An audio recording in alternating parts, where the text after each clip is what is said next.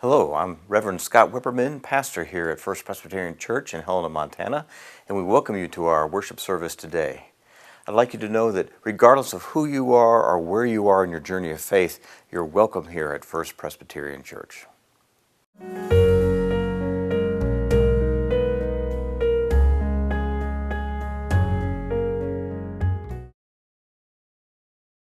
The lectionary this year gives us two of gospel readings for this Easter.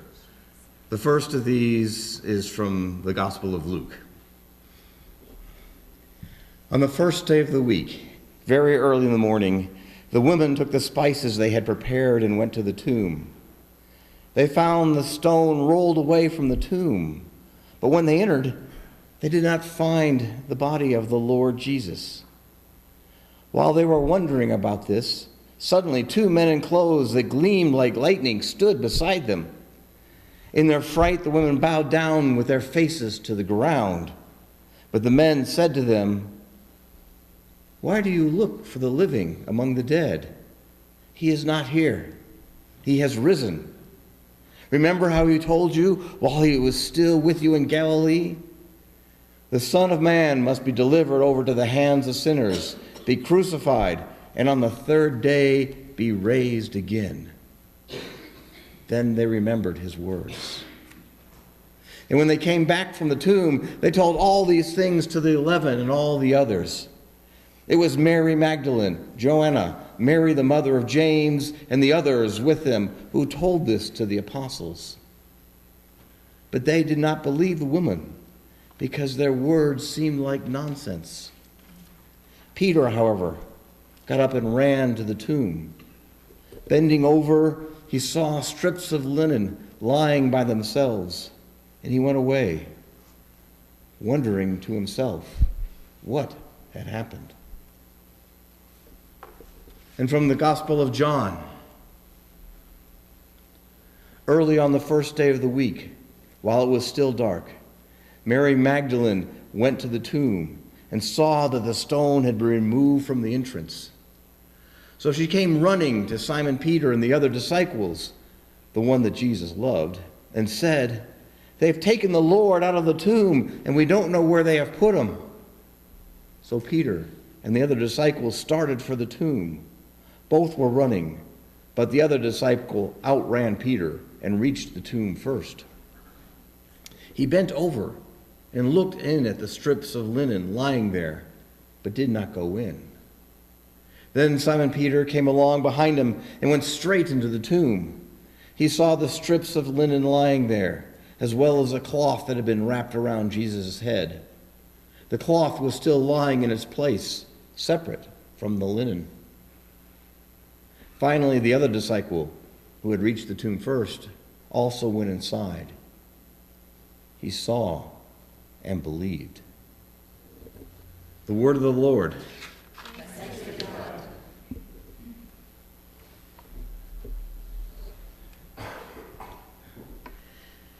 In the Luke story, the women, Mary Magdalene, Mary, the mother of James, Joanna, and the others, come back to the house where the disciples are staying, talking all over one another. It's hard to get the story straight. Something about a stone being rolled away, and two men in glowing outfits saying, "Why do you look for the living among the dead? He's not here. He has risen." And they remembered his words. "We know you are grieving, women, but this is nonsense, these stories that you're telling us." Yet Peter's curiosity was raised, and he took off, going back to the tomb. He goes inside and sees the strips of linen laying on the floor and sees what's not there. There's no body.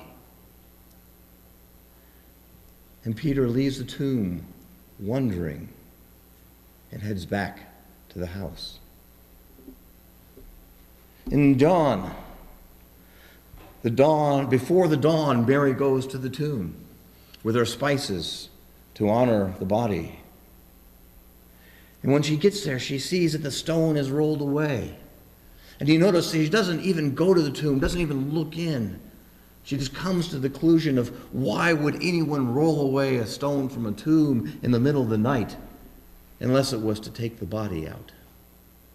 And so she runs back to the disciples and talks to John and to Peter and says, they've taken the Lord and I don't know where he is.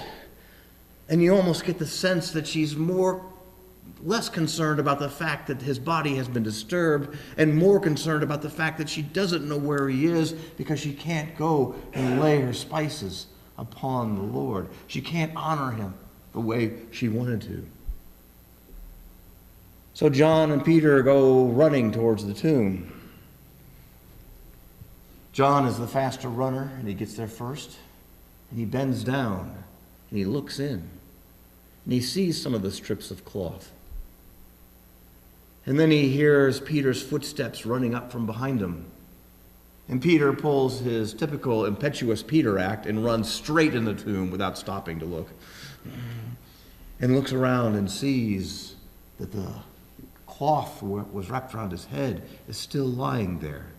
And over here are strips of linen. And then John comes in. And he looks and he sees the same. And he believes.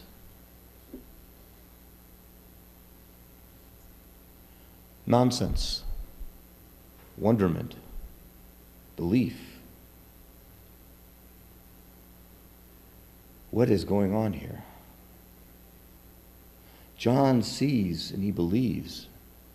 He believes with very little evidential proof. Yes, Christ's body is not here. There are some strips of linen, a cloth laying around. But there's no proof that someone hasn't taken Jesus' body.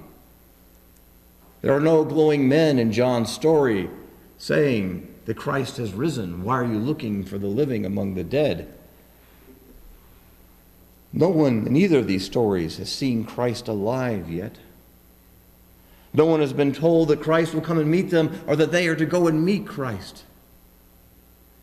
Yet on the slimmest of proof, John believes the unimaginable, the unthinkable, the unbelievable, that Christ is risen, that Christ is alive.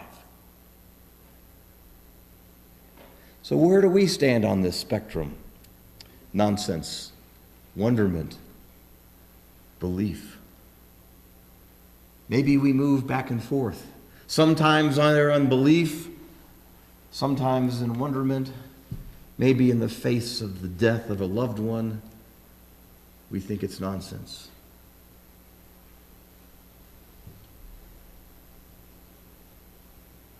But we have a lot of reason for that. Because today science tells us a whole lot about what happens to a body that was once living and now is not after 3 days, not in any refrigeration. It's hard to imagine something coming back to life. I don't know if you've seen the movie Risen. It's out here recently. It's a new one. It's an interesting story about this very day, but told from a very different perspective. It is one of Pontius Pilate's centurions, one of his captains, has been charged with finding Jesus' body. Because there's all these rumors going around that somehow this mystic has come back to life. And so the centurion is busily digging up graves that have been recently buried, seeing if the body is laid in one of those. He's going around looking at the body dump behind the skull where people are crucified to see if the body's been tossed there. They've been opening up tombs trying to find this body. And a day has gone by and Pontius Pilate is getting even more concerned. And he's putting great pressure on the centurion to find this body. And so then the centurion the next day brings the body before Pontius Pilate and says, I found Christ. See, look at his feet and see the nails and the holes in the feet. And look at the hands. And here on the side where he was beaten, this is Christ. But Pontius Pilate looks at the face, which is swollen and distorted and decaying, and goes, "Are you sure? Can you recognize this as Christ?"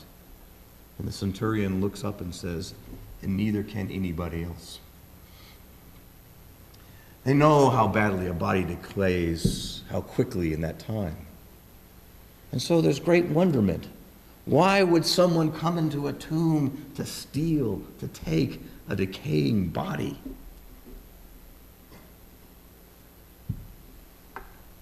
But the body wasn't taken. And the body is not here. So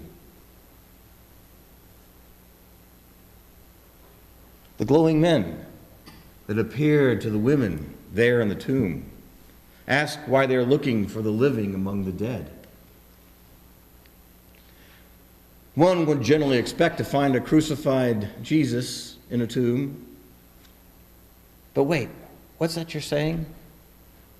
Why are we looking for the living among the dead?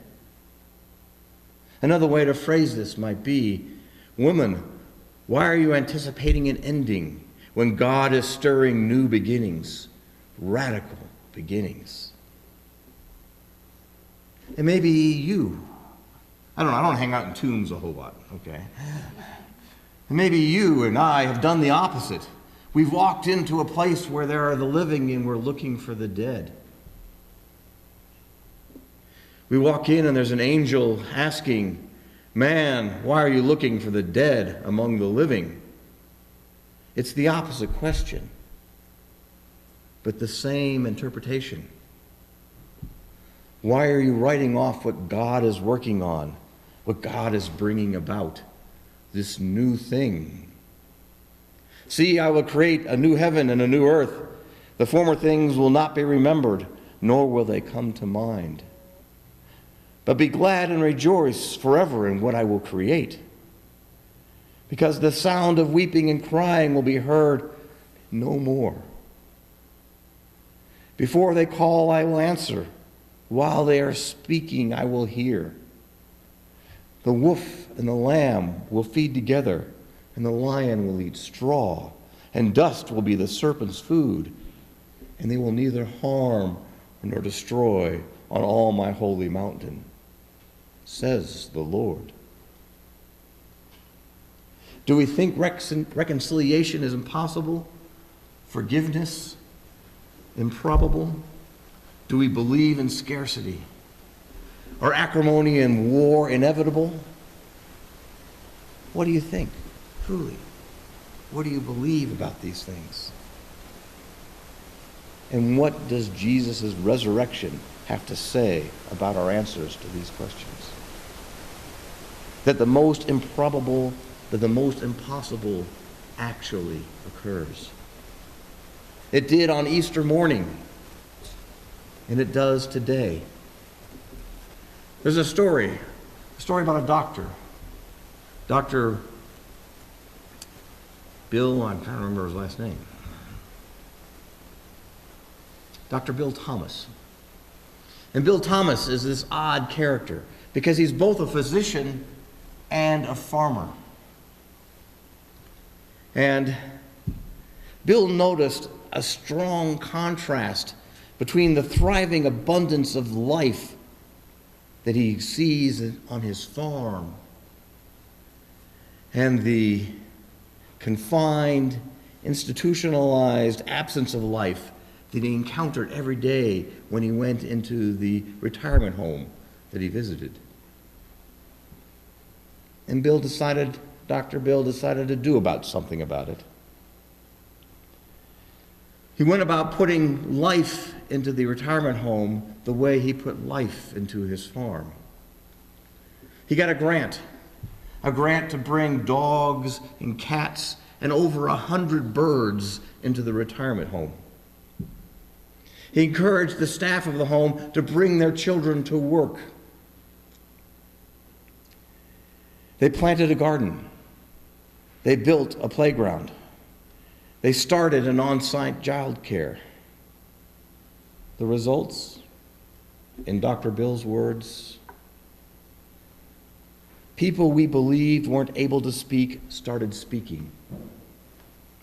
People who had become completely withdrawn and non-ambulatory started coming to the nurse's station and saying, "I'll take one of the dogs for a walk." The lights turned on in people's eyes. Sometimes we're out hanging around in the cemetery looking for the living.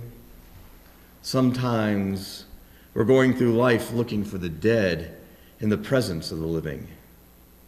Retirement homes, broken relationships, addictions to any one of a vast number of idols, putting out the fear welcome doormat to our heart and mind, walking through the maze of what's the purpose? What's the purpose of life? What's the purpose of going on? What's the purpose of trying? What's the purpose of believing the unlikely?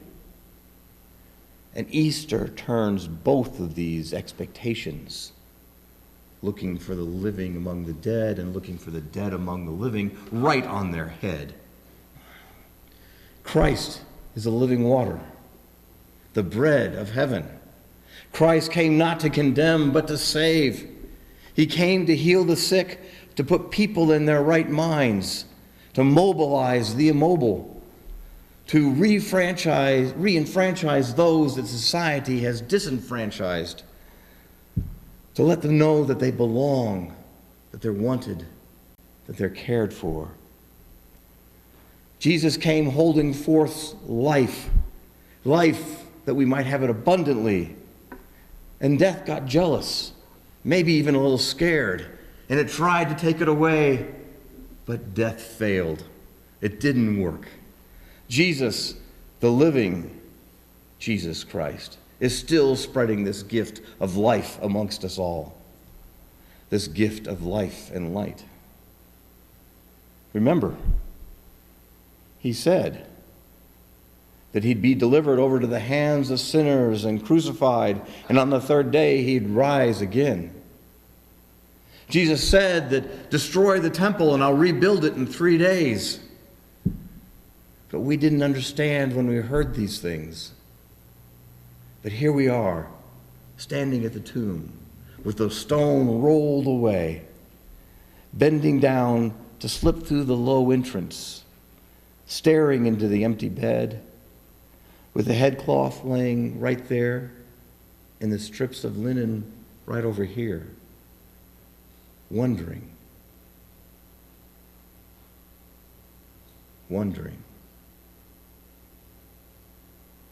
Let go of what's expected. Release the brakes of reason. On the slimmest of evidence, let your heart take you to that place. Take you to that place that you would have never anticipated. Let it lead you to I believe. I believe Christ has risen. I believe death is conquered.